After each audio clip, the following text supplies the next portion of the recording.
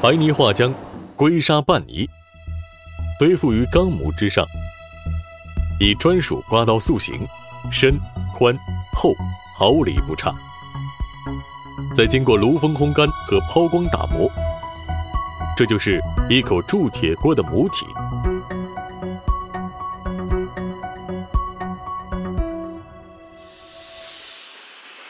江油，四川省曾经最重要的铸铁锅产地之一。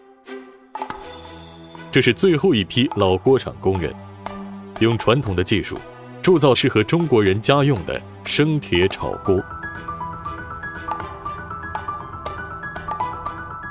生铁锅的铸造，简单来说就是将铁水在模具中压制成型。所以每天清晨工厂开门的第一件事情就是起炉炼铁。这种含碳量在2%至4.3%的生铁，又叫灰口铁，是主要用于制造铸件的金属。冶金胶与生铁在化铁炉中交错堆放，经过近2个小时的燃烧，熔铁为水。铸造厂内，工人在等待铁水出炉的时间，抓紧将头一天制好的模具精确安装。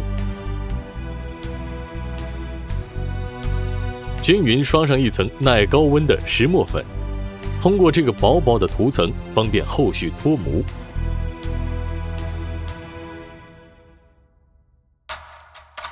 开炉的时间全凭老师傅经验拿捏。浇筑的铁水温度也需要人为控制在1500度左右。纯度与温度是对一口锅有着决定性影响的因素。根据不同锅具的厚薄轻重，控制倒入凹模的铁水量。气压推下凸模，充分咬合，将铁水压制成型。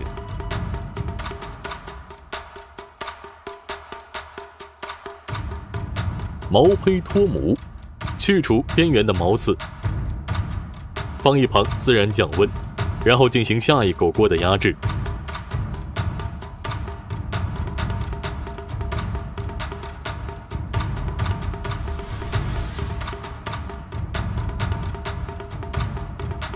一套模具去除首尾的层次品，一天只能出150口左右的铁锅，整个模具就要报废，第2天再用新模。所以锅厂每天有专人制模，模具的大小、深浅、厚薄都是根据品牌的需求特制。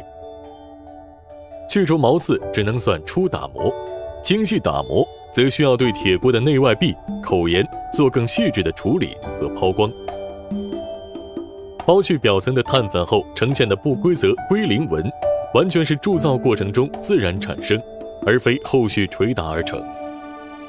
这种自然的肌理，也是江油传统老铁锅一个重要的标识。